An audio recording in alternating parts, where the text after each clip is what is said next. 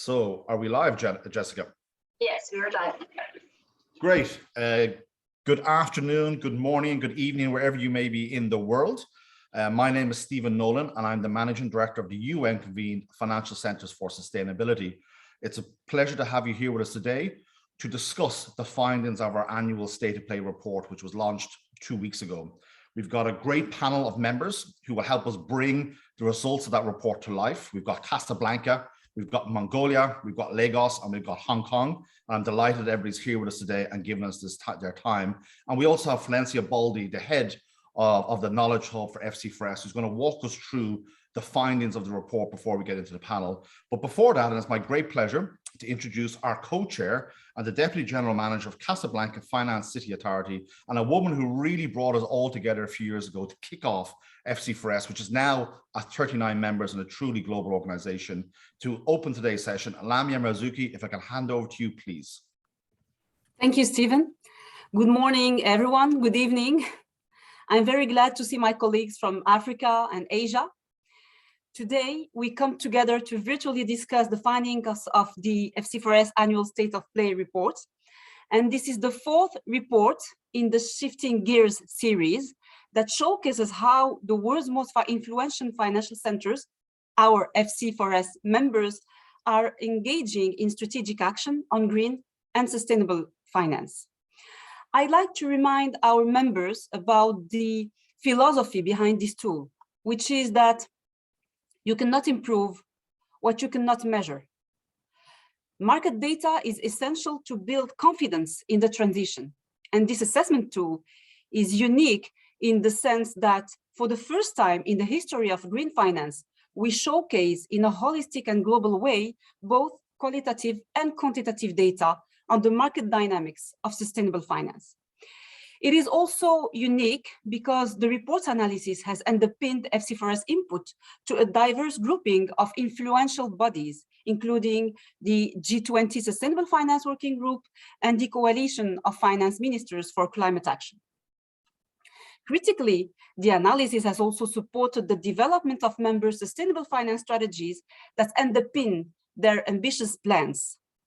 And from our perspective, it allows us to ensure our support to members is highly targeted as we work with them to embrace the opportunities while providing support to overcome the many challenges we collectively still face in financing the transition. As co-chair, this is something that I celebrate, and I thank our members for their continued participation. In opening today's session, I'm pleased to report that this year's findings provide compelling evidence that our members' initiatives were characterized by strong growth, increased scope beyond climate, greater maturity, and accelerated action across 2021. Importantly, this progress has continued into 2022, with this year's findings revealing 7 key insights on how our 39 members are mobilizing their capital, resources, connectivity, and expertise in support of the agenda.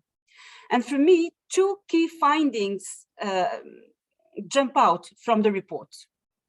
The first focuses on the challenge members face as they work to scale up sustainable finance activities at the local level, including increasing the flow of capital. And today, the proportion in total global financing remains very low, at around 10% in some large economies. Secondly, is a concern centered on the quality of market commitment and pledges. Obviously, these 2 challenges are interlinked. And as we build towards COP27 this year, with the main push on unlocking further amounts of capital, if we do not deliver against these 2 interlinked goals, developing new products and services to scale up sustainable finance activities while ensuring the robustness of commitments, we run the serious risks of undermining the reputation and functioning of the green and sustainable finance market. So we really need to ensure that we increase our efforts towards both these challenges. And as a leading global network, collectively we can do more to advance the agenda while supporting each other's efforts. And that is why this year our call to action for members is to dig deeper and to develop public-private sustainable finance roadmaps with robust targets, aggressive timelines, and allocation of the required resources towards their implementation. You know, FC4S members who have successfully developed such roadmaps or strategies are seeing the agenda surge in their financial centers. So in advance of COP27, now is the time to see this type of activity rolled out across the world. And COP in Sharm el-Sheikh in Egypt is indeed a chance for financial centers to showcase their leadership and create momentum around their sustainable finance ambitions. As I close, I want to thank individual members for supporting this year's analysis. I know their support is never taken for granted.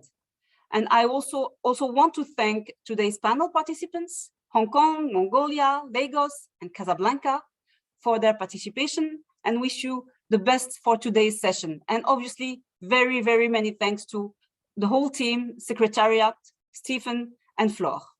Stephen, back to you. Thank you, Lamia, for that inspiring remarks. And I think that's a call to action, which we'll hopefully unpack with the panel later on today. I know Nigeria did their sustainable finance roadmap. I know Mongolia is now looking at one. And so this is where we can really dig deep, as you said. And this is a big year between COP26, where there was a lot of noise last year in Glasgow, to COP27 in Africa, where we want to get further capital mobilized and make sure those commitments and pledges are solid. So before we get into the panel, I'm going to hand over to my colleague, Florencia Baldi, who's head of Knowledge Hub for FC4S. Now, Flor, perhaps you can bring us through the findings at a high level for today. And thank you very much, Lamia. Flor. Thank you very much, Stephen, and thanks everyone. Can you see my screen now? Yes. Perfect, thank you. Okay, so welcome to this session. Thanks, Lamia, for those inspiring remarks. My name is Florencia Baldi, and I'm going to walk you through the key findings of the 2021 State of Play report to feed the discussion. So this report is based on the assessment program, which is, as Lamia mentioned, the first of its kind framework to measure and evaluate the state of sustainable finance at financial centers level. It covers their institutional foundations, their enabling environments, analyzes the available professional capabilities, and market participants' structures and incentives to actually mobilize sustainable capital. This flagship program has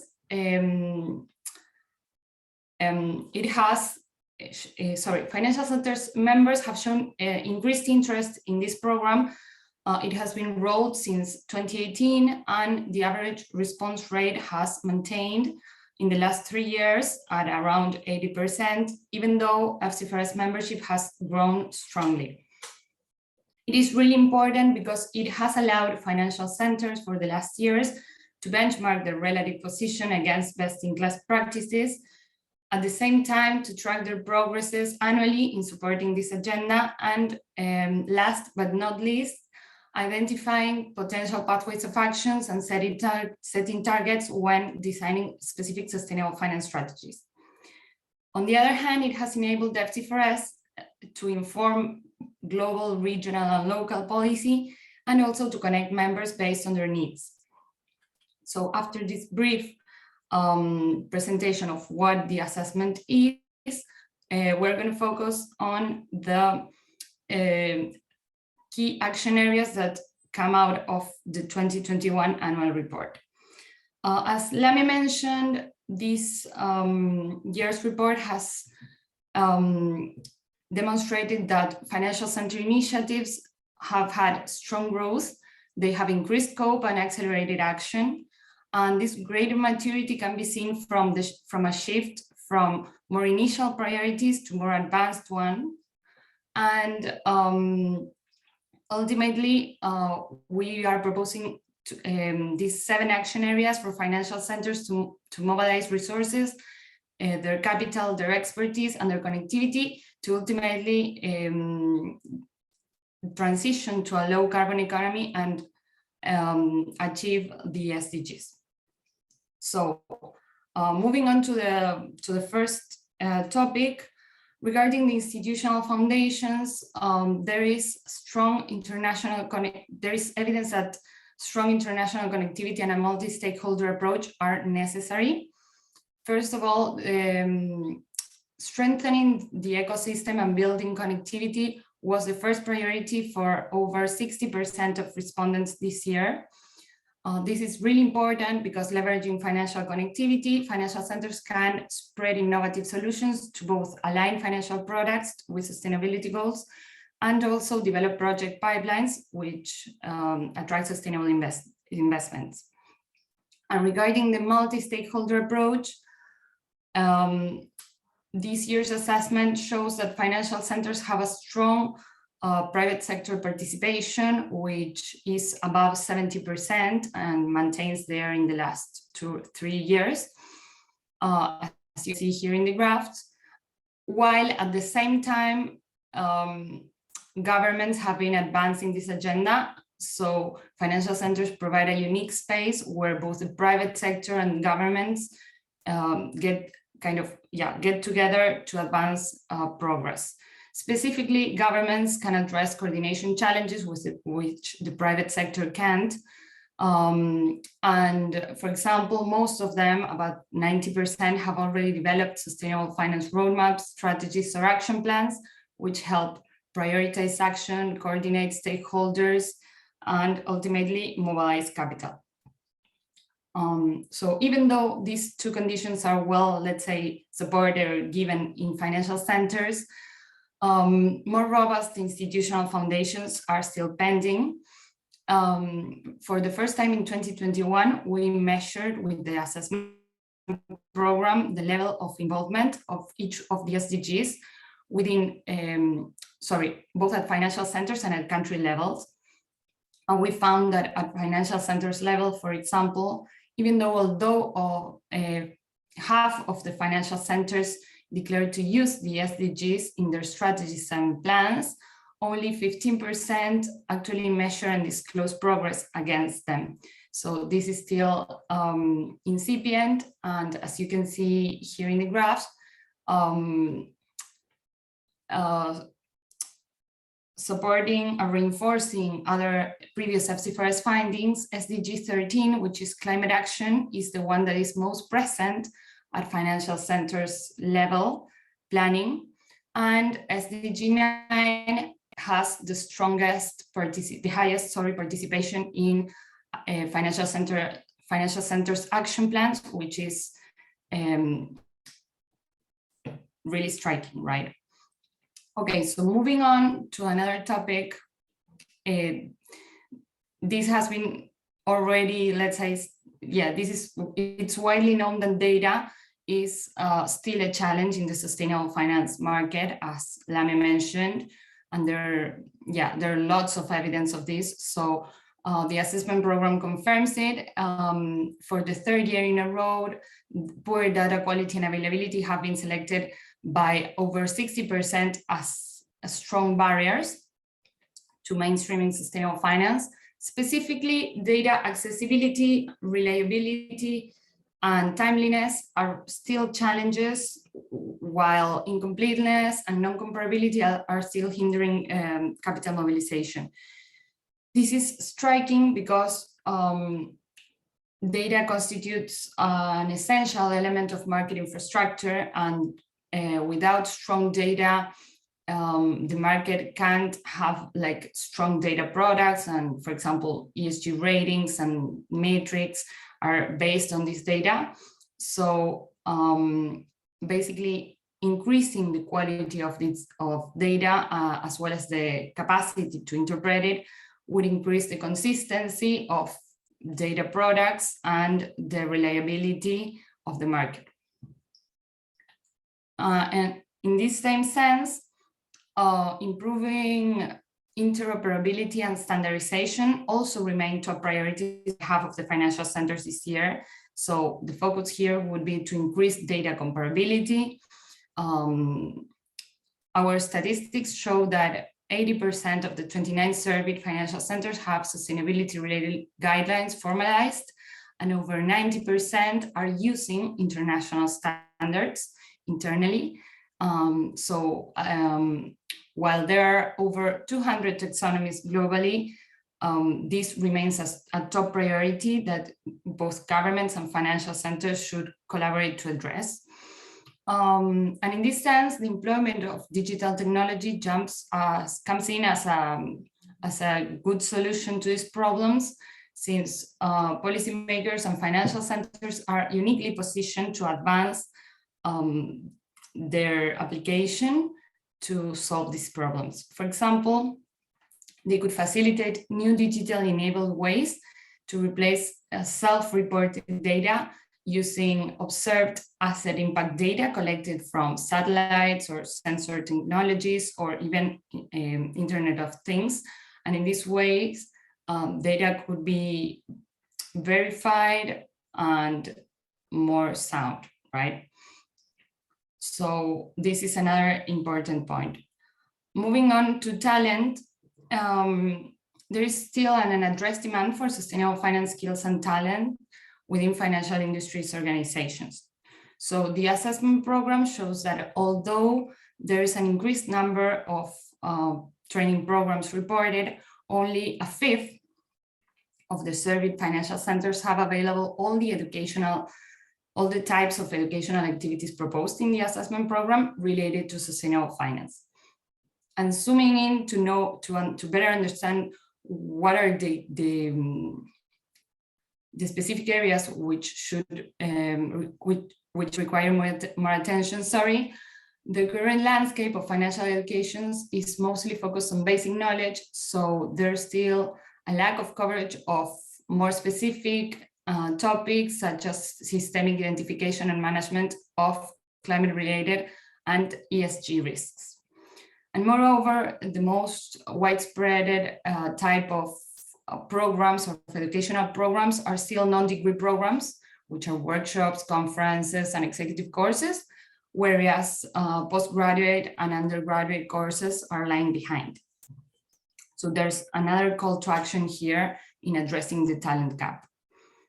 Moving into policies and regulations, there is a growing number of regulations to better manage sustainability risks and both increase sustainable finance capital flows. This year's policies mentioned or reported to the assessment program rise to over 255 collectively. And when analyzing those policies, we could see that the most applied regulations by 4/5 of financial centers are disclosure on environmental topics and the use of bond standards. These are widespread practices. Nevertheless, the application of more sophisticated ones is still limited. And we also saw a relevant increase in carbon pricing mechanisms, which have emerged as essential for climate action. And indeed, they have been included they have been mentioned and recommended by the G20. Here we found that along with carbon taxes, emissions trading systems are the most implemented instrument by half of the surveyed financial centers. Regarding this topic of policies and regulations, we saw there's still a specific call to action. In other words, there is a burning need to leverage public finance mechanisms. This year, above 95% more or less of financial centers have at least one public financial instrument or incentive in place, but still more awareness is required. Here you can see in the graph that the most frequent type of public incentives are specific subsidies and publicly backed or state-owned funds. But nevertheless, only a third of them were reported as generating, let's say, or provoking high awareness, or having high awareness in the market. So there's still a call to action in increasing the level of awareness and usage of already available instruments. Moving on to another action area, supporting the development of new sustainable capital products is a major priority. even though the growing figures of the market and increased capital allocation are relevant, for example, 60% of respondents have sustainability-related labels available for investment funds, and 80% indicated the presence of listed sustainable debt instruments, while the dedicated exchange segment for sustainable debt instruments have quintupled since the first edition of the assessment program. There are still over 4/5 of financial centers reporting barriers to mobilizing sustainable funds. And this specifically could be opened in both inadequate sustainable investment project pipelines, where specifically governments play a major role in this sense. This was the second most pressing challenge for 2 years in a row. And as I mentioned, it relates to planning capabilities of governments. And also there's a lack of supply of sustainable financial products itself. So we could confirm this data, these findings, with the lowest, let's say, share of answers, where only 40% of the respondents on average were able to answer the specific questions related to the number and volume of sustainable financial products available. So we see there's a tracking issue there that financial centers should address. And moving on to the last action area, I wanted to highlight the importance of building credible commitments, because currently there is skepticism around the quality and impact of market players' pledges, given the lack of a standardized approach, right? So here we analyzed over 270 firms from the different industries within the financial sector, which are, well, banking, asset manager, and insurance, basically. And we found that even though 73% of them have commitments to mobilize capital for sustainability purposes, only a third of them had specific quantitative targets, whereas both in the short term and in the long term. Here we can see that the banking industry is leading in the number of commitments, but still it's striking that most pledges don't have quantitative targets, right? And on another type of commitments that was analyzed on the assessment program are the exclusion commitments. So here we again use this example of 273 firms, which were selected by financial centers as their top 5. And we see that within that sample, the share of exclusion is still very low. In fact, it's only 20%, and it's only 26% for the fossil fuel. It's 26% of that sample which bans financing for firms which develop fossil fuel activities on average across the industries, and 38% banning financing from firms engaging in coal extraction, which are really low considering it's only a top 5 sample. And moreover, most of the measures are focused on the firms developing these activities, but not on the firms backing those activities.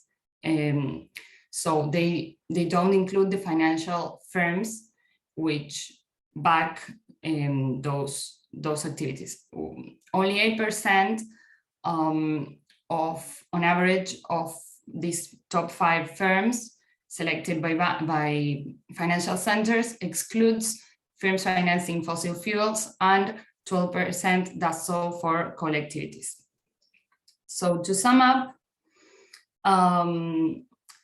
I wanted to highlight why financial centers are, let's say, uniquely suited and positioned to address these challenges. First, because, as I mentioned, they generate a powerful clustering effect, and in leveraging international connectivity, they could set SDG-aligned targets and design sustainable strategies which are really robust. Then, because they can promote new data sources driven by digital technologies and ensure access to more accurate accurate information. They could advance at the same time taxonomy interoperability efforts and enhance market clarity and improve finance tracking. They should also be active in delivering on or ensuring effective delivery and constant upskilling of finance professionals on sustainable finance topics. They are also uniquely positioned to address regulatory challenges and promote effective policies, which ultimately help broaden access to sustainable finance products, align financial products with sustainability, and develop proper project pipelines, and ultimately, and at the same time, help the private sector support high carbon companies which are transitioning towards net zero emissions. Thank you. Valencia, thank you very much for that. You've given us a lot to chew over there. So I'm going to get straight into the panel now and unpack the findings that you just went through with our panel members and bring it to life for our members that are on the call today. And John Adams, I saw your question there. You mentioned the FT's article yesterday. We'll write directly to you on that, but the answer is yes. And I think what you saw in one of Floor's last slides is the exclusion and how many actual firms are, what are they doing? So the whole thing here, I think you're seeing, John, in your question is, as the regulators begin to do climate stress testing, as we look at the taxonomy and it's better to invest in green than brown, you will see from a regulatory perspective, John, the shift will be on for firms to do less in the brown side. And that's where this whole regulatory tsunami is leading us towards, but we can follow up with you on that one. And then Katie, I'll have Floor follow up with you directly because we have your email in Sustainable Finance Geneva and define what capital requirement modulation actually is. So Floor, if you can follow up with Katie on that directly. We have a super panel today. We have Murad from Head of Strategy and International Partnerships with Casablanca Finance City Authority. We have Nomi, who's the CEO of Mongolia Sustainable Finance Association. Ben, who is the Vice President and Special Advisor to the Chairman, Hong Kong Green Finance Association, and has also established in the last year or so the first legal firm globally, which is fully aligned with the SDGs. And that's a massive success for Ben on that. So congratulations, Ben. And we also have Emmanuel, who's the Executive Secretary of FC4S Lagos. And Emmanuel and I are spending a huge amount of time on the call in recent weeks, and it's great to see you again, Emmanuel. So we've just got just over half an hour, guys, and I want to get cracking into these, into bringing this live. So Murad, if I can start with you, please. And I suppose what I'd like to get from your perspective in Casablanca, how is this assessment? What Valencia showed earlier on is a really nice deck with aggregated findings, but there's a significant amount of work that goes on behind it from each member perspective. And why is it important for you as Casablanca for you to be part of this exercise? And what type of impact does it have for you within the Casablanca finance ecosystem? And I can see Lamia still on the line there, so no pressure, Murad. Hand over to you, please. Sure. Thank you, Stephen. Well, first, I would like to start by congratulating the team for another great piece of work. In fact, I have been following the assessment program since the very beginning, and I'm delighted to see how robust, rich, and granular the reports are getting. So kudos to all of the team for the solid performance.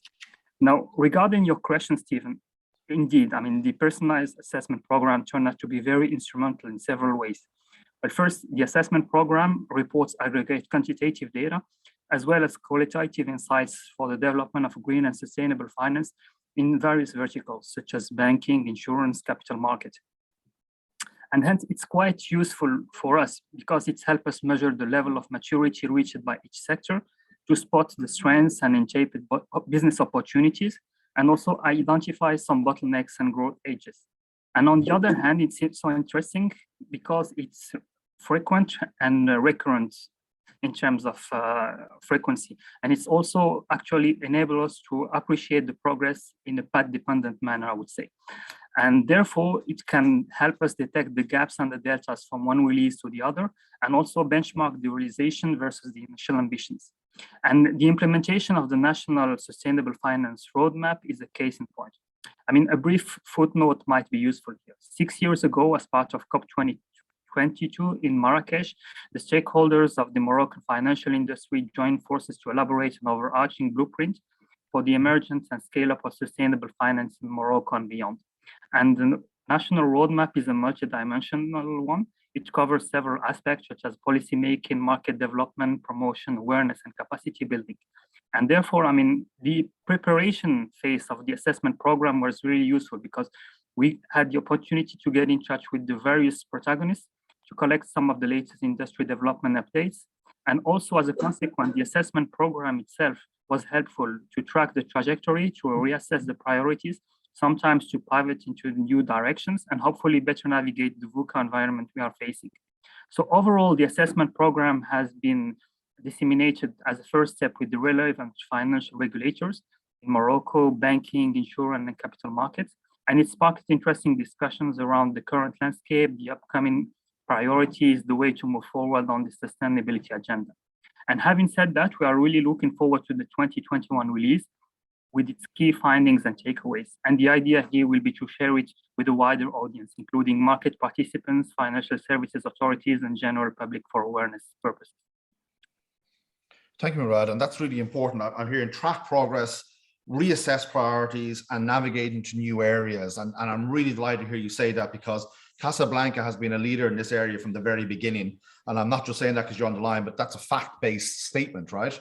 And the fact that you're able to use what FC4S is developing and members are developing to track that progress, or as you said, appreciate the progress, is great to hear. And then, as you mentioned, you know, the key thing for everybody online is for those who complete the annual assessment program, they get an individual report which allows them to track that progress on individual basis. And this, I think, will be the second year that we do that. So as you said, Moran, you can actually see back over a 12-month period what progress you have made, which has been significant in Casablanca. So Moran, I'll come back to you in a moment. I want to just shoot on to Nomi in Mongolia, where it's now, I just think 5 p.m. or it's coming close to 5 p.m. Nomi, so delighted you're with us today.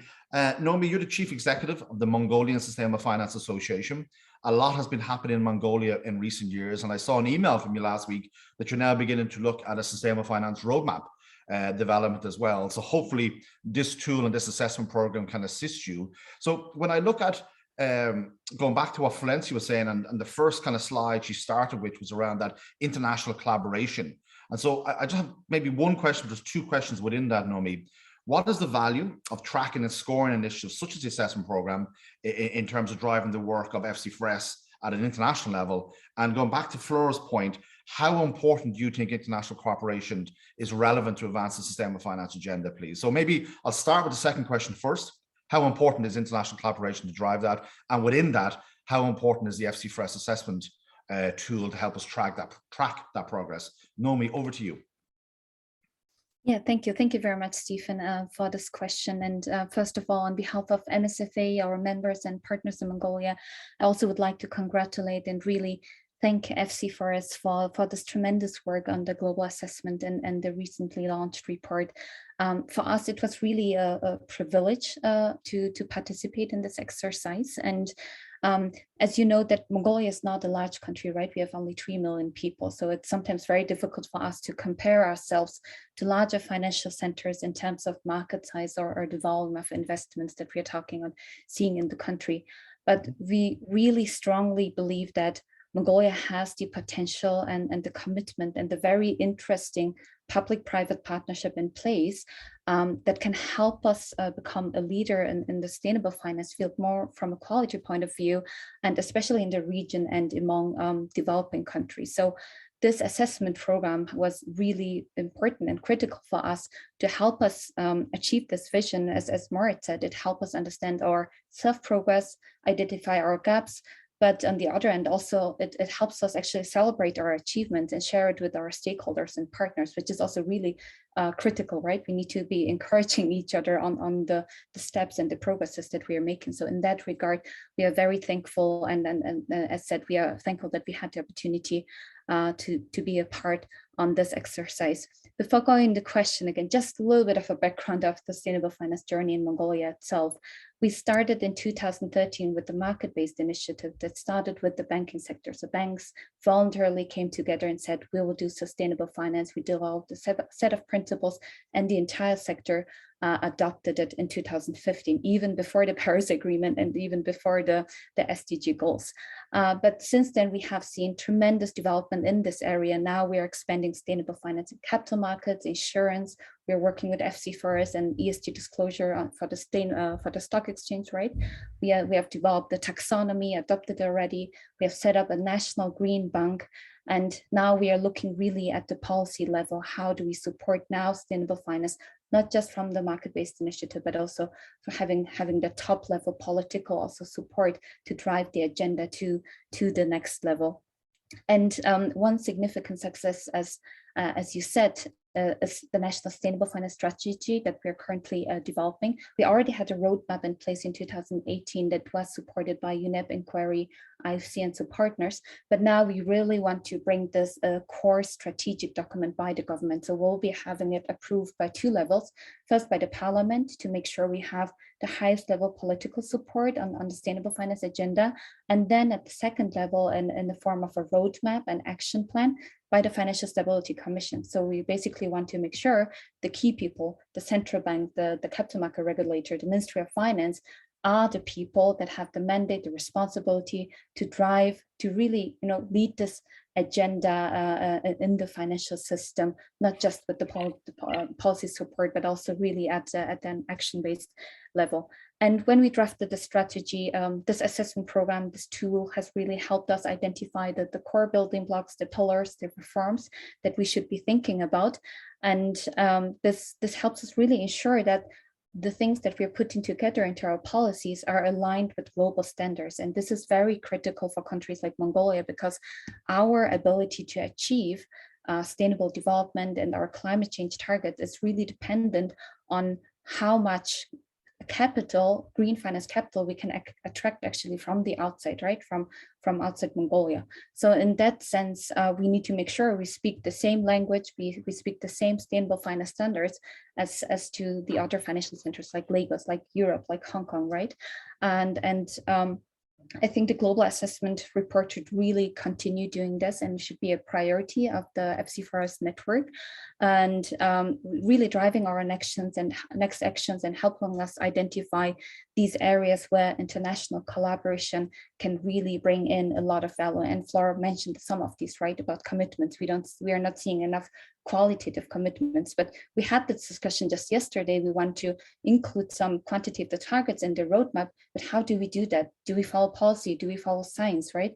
There are some members that have this experience already. So I think as a next step, we should really be thinking about setting up this exchange, knowledge and dialogue platforms where we transfer this knowledge and where we can have common discussions about really aligning our standards and creating integrated global markets, so sustainable finance can freely flow between jurisdictions and we speak the same language. So I think there's a lot of value in both the assessment, but we also now have the responsibility to also take follow-up actions on some of these gaps, right, that we have identified.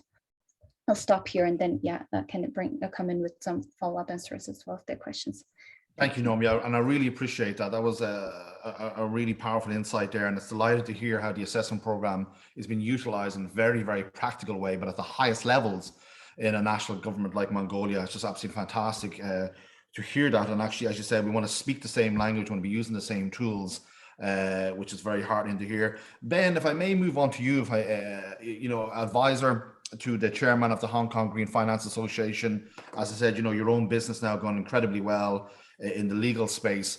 But, it's interesting what Nomi just said there. She used the key word responsibility, which is something that I think Ben, you and I first met late 2017 in Casablanca when Murad's building right now with Lamia was our host. And it took a while to get FC4S up and running, and we're now at 39 members. And I suppose the key thing for me is you have been good enough as Hong Kong to have done the assessment every year, which is super. And I know Hong Kong is really charged and surging on the agenda from a policy, regulatory and market level. But going back to that word responsibility, how can we as FC4S members strengthen the capabilities to strategically integrate the assessment program and process and outcomes into our work, almost like the way Mongolia, Nomi has just described it there. Do you have any viewpoint on that, please, Ben, given you're the elder statesman here from an FC4S perspective? I thought I'd cut off all the great. I thought I'd cut off all the grey hairs. Stephen, thank you. That's me. That's my beard. The generous introduction. Of course, I echo my colleagues' congratulations to the FC4S team. You know, we know just from completing the assessment, you know, it's a huge undertaking. So the process that you guys go through with partners to actually make sense of all of the data points and responses is really incredible, and to make sense of that is you know, a remarkable achievement. I love the comments that we've just received, and you know, as a reminder, you know, to me that, you know, we are a network. We're a network of financial centers, and we you know, as always, as we grow, but even when we started, there are some financial centers that appear to be sort of more advanced in their sort of journey and their thinking. But the reality is that we're all just beginning that journey. I mean, for most of us, green and sustainable finance wasn't even a thing 5 or 6 years ago. And now we're working hard to try and convert our sort of international financial centers, which take decades in some cases to establish. We're trying to convert that at breakneck speed into something that's very, very different, and really wasn't a thing even as recently as 5 or 6 years ago. And so there's a lot in the report, there's a lot in your question. I mean, in response, I mean, for us, for Hong Kong Green Finance Association, I think the report is now become a really useful benchmarking tool. And I know that our members appreciate the the AP version in particular, where they're able to sort of see progress and really track progress in a sort of more dashboard style format. Not everyone wants to go through all of the details, but being able to condense so much information into such a sort of a bite size and digestible sort of conclusions is really valuable, because I think sometimes we all suffer from sort of information overload. Reports in sustainable and green finance tend to be very lengthy, and their ability to disseminate information sort of efficiently, meaningful information efficiently, is super important. And I think you know, we're really nailing it. I think for each year, you know, for us, the FC4S assessment program becomes a more relevant and frankly a more useful tool. In part, I believe it's because we're getting better at pulling the data and preparing our submission, and therefore this enables us to more accurately see our progress and track our progress year on year against ourselves, of course. I mean, the more you put in, the more you get out, and I think we're getting better at it, and we definitely feel like we're getting more out of it. And I think another point to note for us is that, again, it's the process of preparing the submission helps us to better understand what's going on the ground. I mean, there was a time even a few years ago where, you know, our Green Finance Association, you kind of knew who was doing what, and now you can't begin to know, can't begin to keep up and sort of keep up with the pace of developments. And so having to go out into the market with the assessment, ask the questions, do the outreach, really helps us develop a snapshot of what's happening in our financial center, and by so doing, of course, further strengthen our connections and our ecosystem of green and sustainable finance movers and shakers. And so I think in summary, it's it's being able to more effectively respond, to provide more to provide a more valuable submission, of course, allows us the benefits of the sort of the conclusions and the results that FC4S put together. Stephen. Ben, that's fantastic to hear. And look, I think you were one of my last visits before we got hit with COVID. So hopefully looking to meet you in person later on this year. But I've always been struck at the energy level of the Hong Kong Green Finance Association. As you said, Ben, 6 years ago, even less, there wasn't a lot happening, not just in Hong Kong, but globally. But Hong Kong has really staked a mark in the ground to be a leader, not just in the region, but also globally. And it's fantastic to hear, because as a very sophisticated financial center, the fact that people in your ecosystem, you're able to use the tool to engage and get that type of analysis. And then, as you said, track your own progress and continue that connectivity with the ecosystem is fantastic. I'm going to flip now, if I may, to Emmanuel, Secretary General of FC4S Lagos. and again, one of our first partners as well. So delighted to have you with us, Emmanuel, today. Emmanuel, you know, you were good enough to include FC4S a few weeks ago in the launch of a green tagging project in Lagos around banking, which we supported. And it was fantastic to see, while the percentage of green lending was low, going back to what Ben was saying earlier on, you need to have a baseline to measure against to know what progress looks like in the future. And you're one of the first jurisdictions to do this tagging project. How, similar to your colleagues before you, how are you using the assessment program in Lagos, engage with the market, but also with the policymakers to further the FC4S Lagos agenda, please, Emmanuel? Thank you very much, Stephen. And again, I will echo my other colleagues from the financial centers that spoke before me to say a very hearty congratulations to the FC4S Network General Headquarters in Geneva, and the Knowledge Hub led by Florencia Baldi for the great work you've been doing over the years in coordinating the documentation of the assessment program reports across our financial centers. For us, every year we participate in this exercise. We've always taken it as a very important task because we know it will help us to be able to engage both the public sector stakeholders and the private sector stakeholders to learn how they are imbibing sustainable finance, how they're imbibing the concept of sustainability, and to understand the challenges and to see how we can be able to come up with solutions, and especially innovative solutions that will help to put Lagos on the world map as one of the countries actually driving sustainability and climate resilient projects. And this report for us is very important. The things that jumped out at us from our own analysis of the report that was released is the fact that data is very important. We agree with the report that there's a lack of, not just a lack, but even the quality of the data.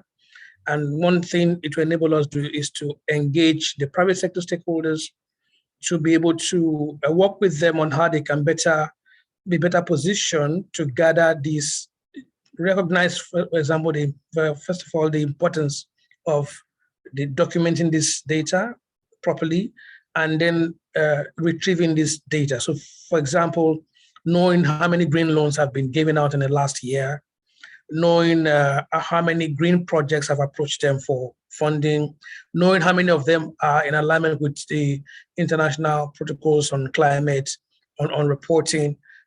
Engaging the private sector will become much more easier when we have this sort of data documented in a formal instrument like this assessment report.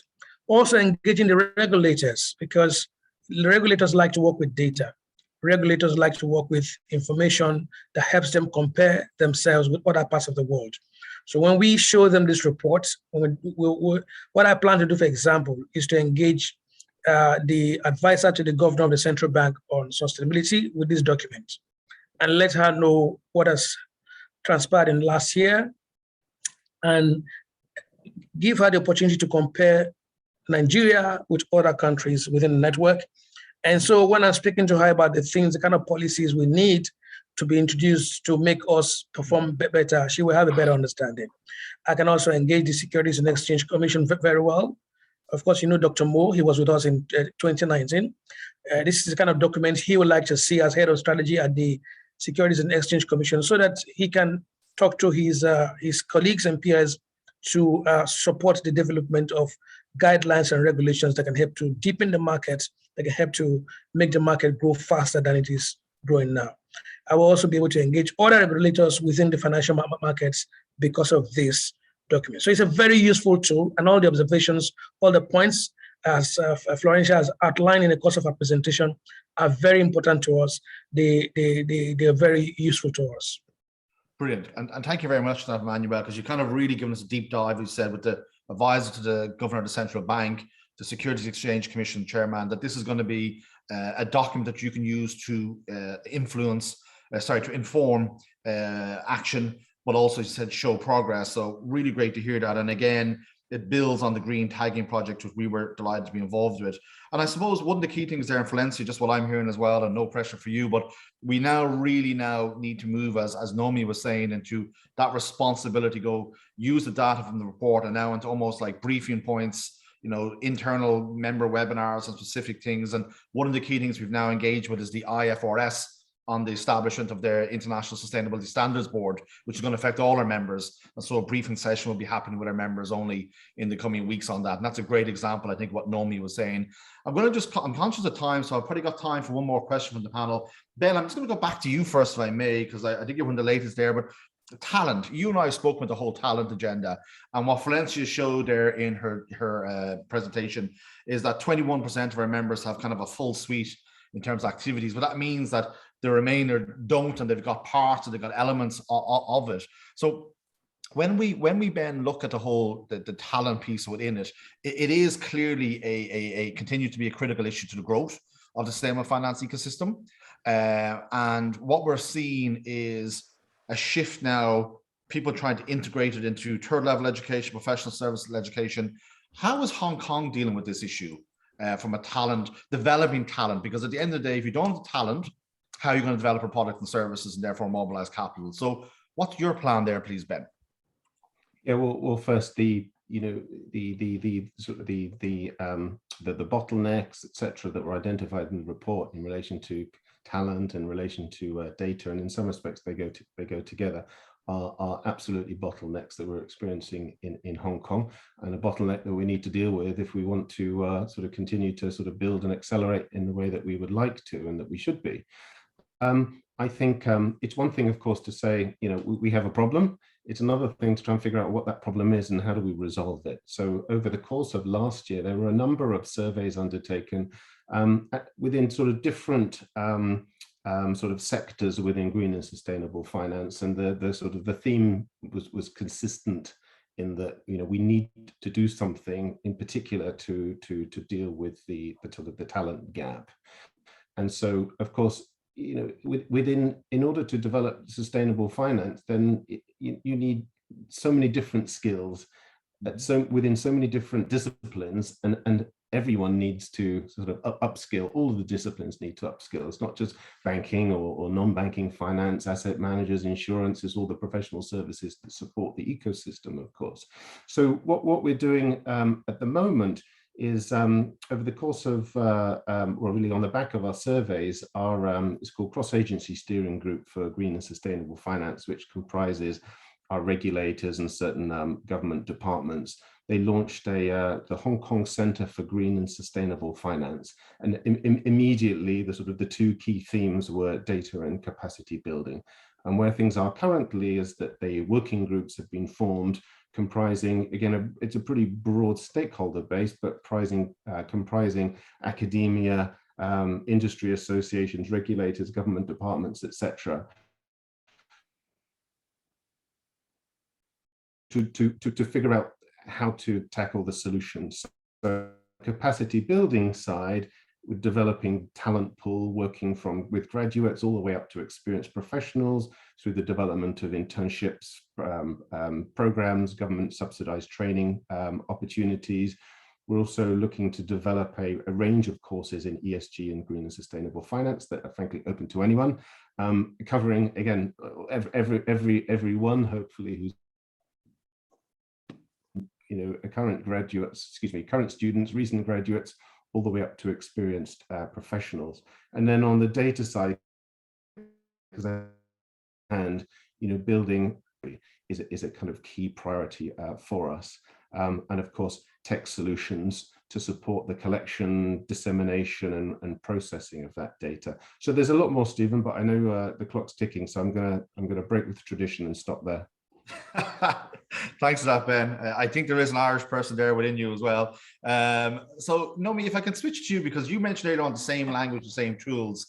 I just listened to Ben talk about capacity. It's not just capacity or talent development for market actors. It's also for regulators and policymakers. And from your perspective, and you mentioned, you know, both the Parliament and then also the Stability Board, how important is it what you're doing in Mongolia in terms of the roles and the role of the policymakers and regulators in supporting your activity and moving to the next step. But are you supporting them with capacity, or what way is it working, please, Naomi, within Mongolia? Yes, so I think we also have a very similar approach when it comes to capacity building. So the Sustainable Finance Association really works as a hub of all the sustainable finance knowledge, and we are working both with the private sector but also with the public sector, and we have set up very interesting programs in collaboration with the Banking and Finance Academy. We have an online learning platform, we have in-person sessions, and most effectively in the past were study tours, of course, really going to a place and seeing, right, meeting the people that are working in it, which is not, of course, as easy at the moment. But what we are doing right now is to put together a systematic capacity building program, as Ben said, not only for the financial institutions themselves, but also that will cover the entire ecosystem and the key market players in the system. And this year we have also started a collaboration with universities. So we want to make sure that the next generation of financial professionals already come in with this knowledge and know that this is part of the business case, right? The sustainability is part of a business strategy, not something separate, that something that you do on the line. And we're hoping that the various certification programs, that the entry level kind of diplomas that you need to have when you enter financial institutions will also already cover the topic. So this is also some of the efforts that we're doing on specifically on capacity building and awareness. Okay, great. Thank you, Naomi. And again, we're delighted to be supporting as you move not from a roadmap into the strategy, that deep strategy around what you're doing. Emmanuel, if I can just flip to you, because this is something, again, the Green Tagging Project, 86% of those who responded to the assessment reported barriers related to mobilizing sustainable funds in terms of supporting the transition. So how are we, and green bonds are a great tool, but how are we able to maybe build on what the green bonds have done the last few years and begin to now look to develop more innovative financial instruments? And particularly as we build towards COP27 in Africa this year, and the needs are the biggest in Africa, do you have any thoughts on how we can actually do that, and how could we possibly leverage off the assessment program to underpin that, please, Emmanuel? Again, thanks, Stephen. One of the things that caught me actually in the previous intervention by Naomi is the fact that they have a national green bank in that country. That's a real source of inspiration to us. In Lagos and in Nigeria, I don't think we have actually exploited the full opportunities of leveraging green bonds to drive climate resilient projects financing in Nigeria. So they've only been two issuances by the sovereign, and then about three corporates, a bank and an energy company, and then two energy companies, actually, one solar and one hydro. And then in terms of the type of instruments, it's part of the relatively slow pace of progress. We're trying to push on, and we're trying to actually begin to introduce more sophisticated instruments like green sukuk. And it will interest you to note that one of the proponents of this green sukuk is a young man that actually first got to know about sustainability from the webinar we held in our early days. He resigned his job from the bank and is today driving a solar company and is going to finance that solar project leveraging a green sukuk. He's been able to raise some capital from the market through our FMDQ's private markets. They're just in closing stages of that. So that's a big one for us in Nigeria. We hope to use that as a basis for driving more green sukuks and bringing them to the market. Also, I understand at the national level that the more green bonds could be issued. It's on the cards. I've spoken to my colleagues in the debt management office. I've also sounded them out on the possibility of a blue bond. And their thinking is that we should deepen the green bond first before we go for blue bonds. But we're building on the blue bonds behind the scene. And one of the key areas that might come up from will be in the WASH, providing funding for WASH-related projects, water, sanitation, and hygiene. And also at the subnational level in Lagos, as you're aware, we're in partnership with the Lagos State government And next week, Friday, we're going to be having a capacity building session with the state government, the Commissioner of Finance and the Commissioner of Economic Planning and the Debt Management Office in Lagos State, and other colleagues will be benefiting from our capacity building session, which is supported by financial sector deep in Africa and Kenya. We're going to be talking to them about possibility of issuing a blue bond and also issuing the first subnational green bond in sub-Saharan Africa. That is one thing we focus on doing, branching out from the traditional instruments, which is green bonds, to introducing blue bonds. So both at the subnational and the national level. Then, in addition to that, because we know there's space in the green in the green finance area, we're working with the Development Bank of Nigeria, which is funded by the World Bank, the African Development Bank, and the German Corporation, to build out green loans for small and medium scale enterprises. So FC4S Lagos signed an MOU with them last year, and we're in the process of implementing that project to ensure that small scale enterprises have access to green loans through what we have called a Green SMEs Fund. So we're trying to build out more instruments, more financing sources that will help to drive sustainability and climate resilience in Nigeria. Thank you. Brilliant. Thank you for that, Manuel. And again, a lot going on. Murad, if I start with you, so I'm going to end with you, if I may. And I'm conscious we've gone slightly over time, so thanks for people being patient with me. But if you look, and again, I'm staying with the same lens of products as Emmanuel just built on, but there's still the sustainable finance products, as Lamia said in open remarks, it only represents 10% of large economies' financial centers, so it's still quite small, but growing at a clip. So when we looked at our survey, only 43% of the survey financial centers on average were able to answer the questions relating to the number and volume of sustainable finance products available. And these are mostly based in more developed financial centers. So how can financial centers support market participants, financial institutions in developing these new products? If we go back to what Ben said, only a few years ago, Ben could pick up the phone call and maybe in half a day reach out to the people who are doing things. Now that's not possible anymore, and that's a great sign. But how are we, or how are you, or how do you have any ideas about how we can actually support these firms further develop new sustainable finance products and services, Marood? And perhaps are you already doing that in Casablanca? Yes, this is a very interesting question indeed, Stephen. Maybe I will start by echoing what you just mentioned. Sustainable finance is growing across the board, no doubt about that. Yet, however, it's a quite mixed bag, I would say, depending on the industry and geographies. And all in all, the industry is still not reaching the critical mass it needs. Actually, we are quite short, unfortunately, of reaching the initial ambition of 15 trillion. Don't get me wrong, I don't want to sound pessimistic here, but the latest IPCC release is for the first time showcasing concrete and tangible consequences of climate change today. It's not anymore about projections and forecasts. And on the other hand, the COVID crisis acts, if need be, as an additional wake-up call. The crisis stresses the need for more S in the ESG, and it's our collective duty to do so. So having said that, I have the conviction that solutions do exist indeed, and that in fact, our industry can be part of the solution this time.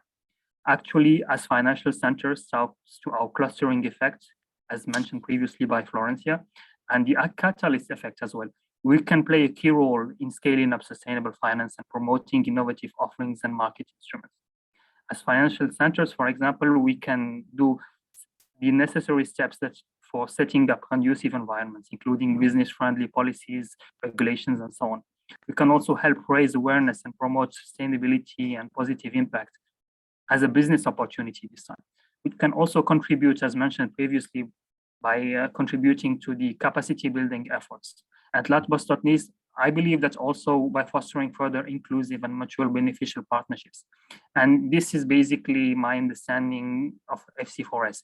I believe that FC4S is an optimal platform to encourage further the exchange of best practices around the globe. So I hope that this will help us move forward. So regarding your particular points, I mean, clearly in Casablanca, there is this strong push, this momentum to encourage further the scale up of green finance. We have very positive momentum when it comes to the issuance of green bonds. Green loans are also following. Other verticals, I would say, in the capital markets are also growing. Banking is here, insurance is still strengthening. But obviously, I mean, all this is very positive and it's sending the signal. However, we need to move to the next gear, to the next level by pushing forward for more instruments, more innovations. And for example, fintech here can be a solution. You can also think about, as mentioned previously by Emmanuel, Islamic finance can also bring a tangible solution to the offerings and to the product mix. So obviously, I mean, it will be a mix of all these innovations.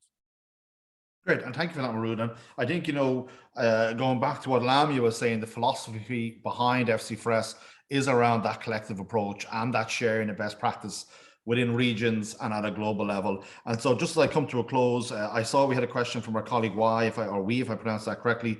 What is our work plan this year? Mobilizing capital, developing talent, leveraging digital, enabling environment and promotion. They're kind of the 5 pillars this year. And what we do is we use the individual reports with our members to engage with their ecosystem. So a lot happens on the back of that. And as I said, apologies, I've ran 5 minutes over. So that's my fault. My time key wasn't great that day today, but we had some phenomenal speakers and some phenomenal data being thrown at us. And it was, I think, important to give time for that. So I want to thank our panel members in Casablanca, Hong Kong, Lagos, and Mongolia. It's across all the different time zones, so a real UN platform today.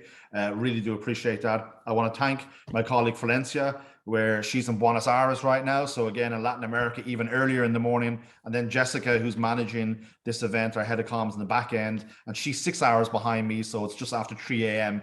her time. So thank you, Jessica, for probably not going to bed tonight. We really do appreciate it. But I also want to go back to Lamia as our co-chair, who's really driving what we're trying to do. And I think, you know, her opening remarks, apart from being inspiring, but also call to action, we need to do more. We need to dig deeper. And Murad, you've also echoed that. So look, we're thrilled to hear the positivity around the report, but also the challenge to us as a secretariat to do more and ensure that collective philosophy that so many people have talked about today is realized. So thank you very much, everybody. And we'll finish now. Thanks, everybody. Thank you very much. Thank you. Bye-bye. Thank you. Bye-bye. Stay safe. Thank you.